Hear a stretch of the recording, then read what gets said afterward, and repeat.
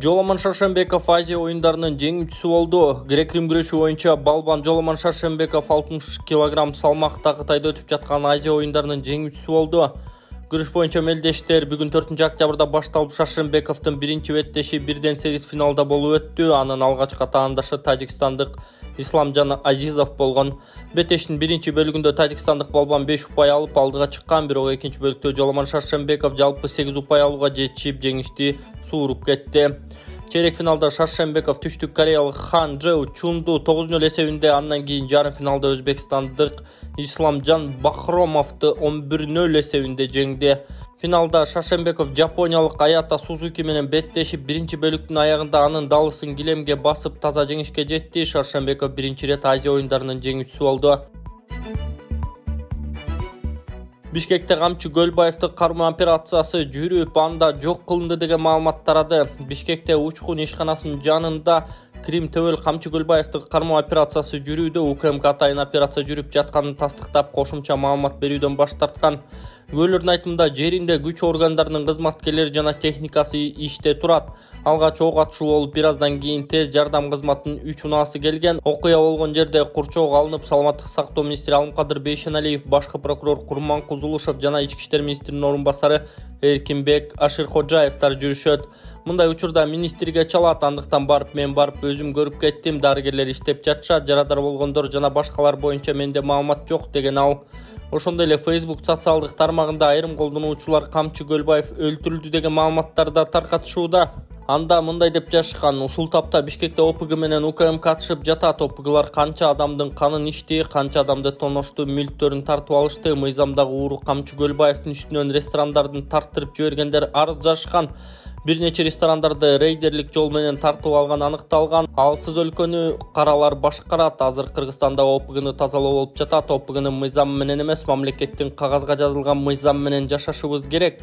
Карапайым калкты кордогон ОПГлардын сазайын бергиле. УКМКнын жигиттерине күч кубат. Камчыбек Ташиев уюшкан кылмыштуу топтордун лидерлери Кыргызстанда тынч жашай албасаңар кеткиле деп айткан эле. Генерал жөн сүйлөп өптүргөрсө, кайратыңызга там бердик, мокобоңуз, мыйзамды тебелегендерди миздин кайтарыңыз деп жазышкан. Был вызов скорой помощи. И мне главный врач скорой помощи доложил, что в таком-то районе вызвали срочно. И я проверил. 3 скорой помощи, 3 бригады. Все работают, все специалисты. А что там внутри, что было, я не знаю. Я же отъехал. Я свое дело сделал, как министр здравоохранения, обеспечил машинами скорой помощи. А вот говорят, Кульбаева застрелили, его нет в живых. Это правдивая информация или нет? Я же говорю, я не заходил туда. Вы же были там? Я не заходил, правоохранительные органы сказали, только специалисты врачи зашли, и они мне доложат. Ага. Я потом, как только узнаю, вам доложу. А пока сколько раненых там, кто из них? Нету, да? Никто не знает. Никто не заходил, никто не знает. Поймите, вызвали скорую помощь. Ну вы не выезжаете же на любые скорые помощи. Почему? Я должен обеспечивать. Вы проверяли? Да, я проверил скорую помощь, 3 скорой помощи, бригады и так далее. Я главный врач-медик. Где какие-то катастрофы, где-то я должен сам выехать, проверить, обеспечить. У меня такая работа. Урматтуу Орусиядагы мекендештер, Москва шаарындагы стоматолог Уларбек Абдиллаев өз кызматын сиздерге сунуштайт. Пломба, тиш дарылоо, тиш алуу, протездөө, гигиеналык тазалоо, брекеттин бардык түрү, металлокерамика, цирконий жана имплантация жасалат.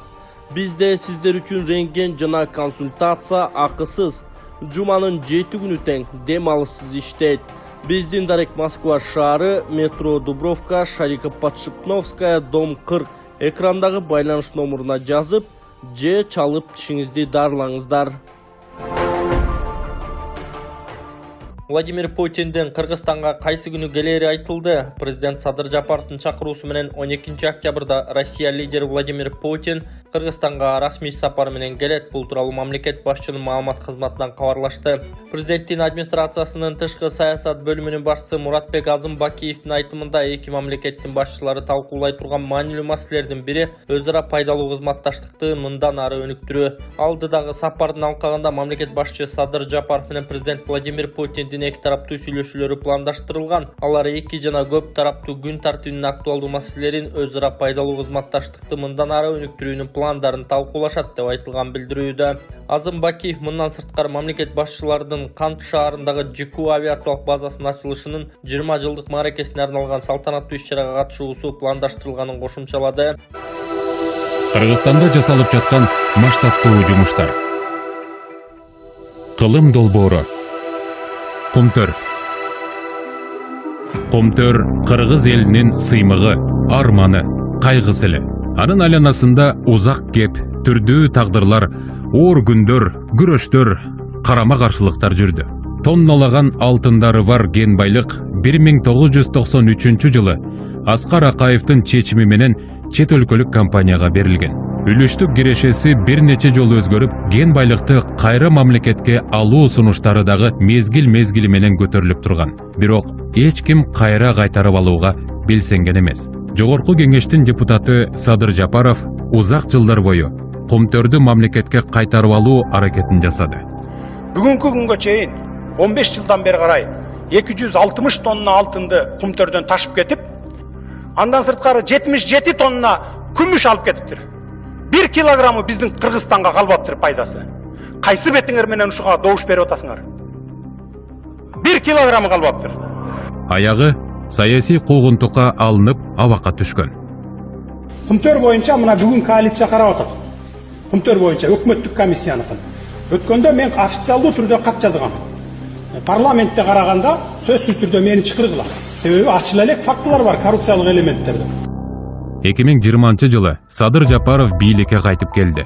Президент болуп шайланган соң 2021 жылдын 17 февралында Кумтөр алтын кенин мамлекетке кайтарып алуу боюнча парламенттик, андан ары мамлекеттик комиссияны түзгөн. Мамлекеттик комиссиянын башына Акылбек Жапаров дайындалган.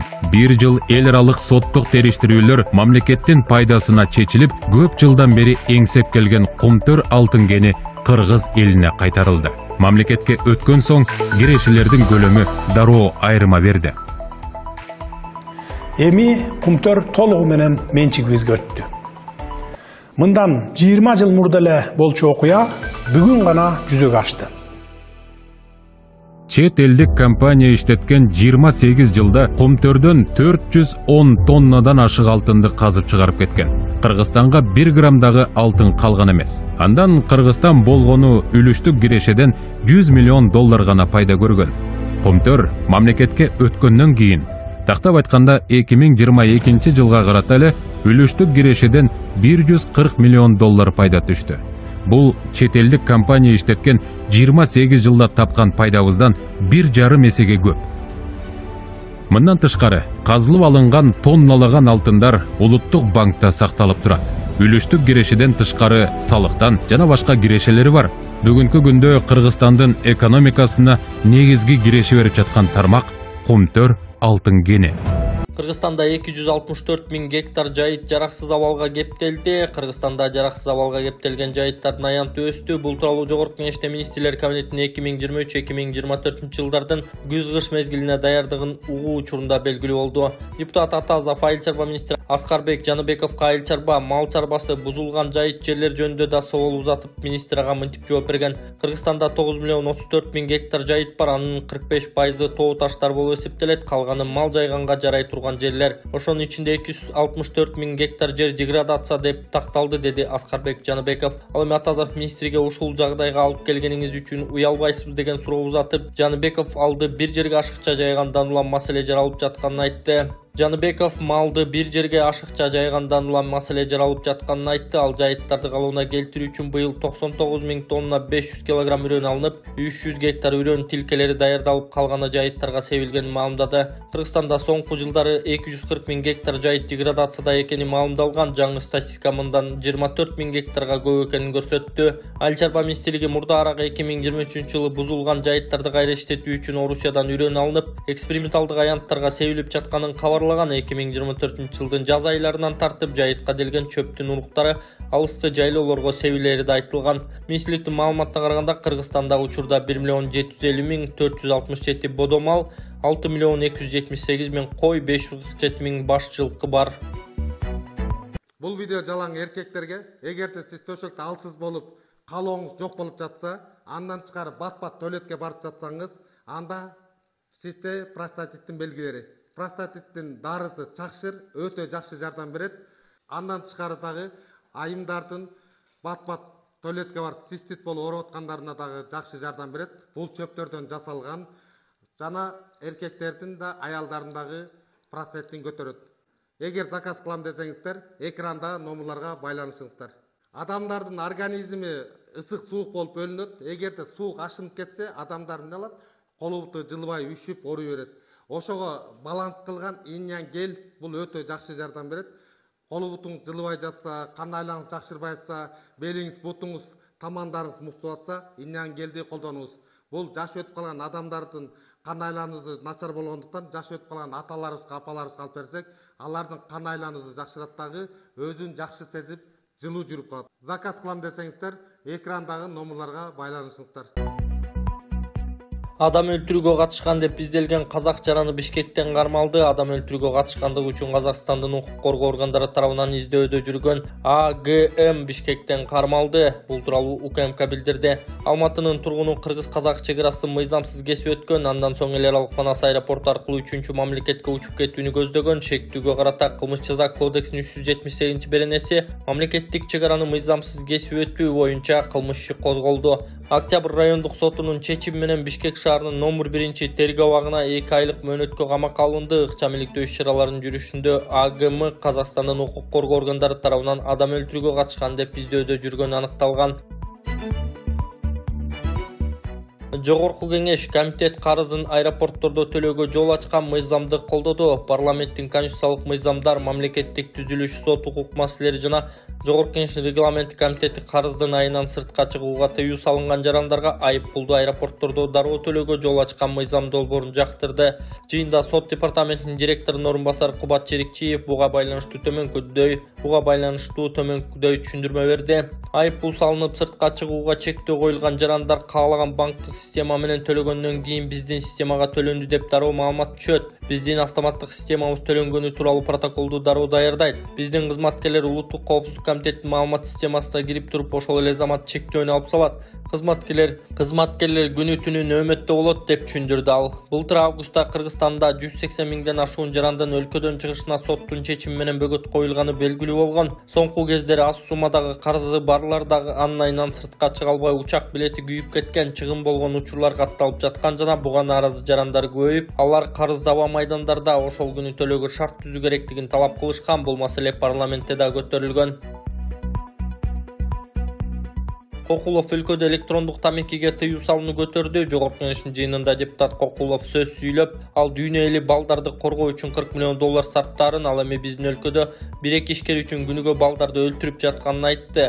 Мен Таласка Кочкорго барып келдим. Ар бир бала колуна энергетик кармап жүрөт. Мен кече өз көзүм менен көрдүм. Балдар бурчка барып бир нерсе кылып жатышканын, жанына барсам электрондук тамеки тартып жатышыптыр. Энергетиктер боюнча кийинчерээк айтам. Азыр электрондук тамеки тууралуу айтайын. Жогорку кеңешке келгенибизге 1,5 жыл болду. Ким гана айткан жок. Биз балдарды ойлойбузбу? Аны жаап койгонго эмне каршы болуп жатат? Каалообуз болсо аларды өлкөгө киргизбей койсок болот экен го. Эмне үчүн кайдыгербиз? Бишкекте 153 расмий түрдө электрондук тамеки саткан дүкөндөр бар экен. Мен ушуну 3-чү жолу айтып жатам. Биз муну жабалы. Биздин фракция мыйзам долбоорун даярдайт, деди Кокулов.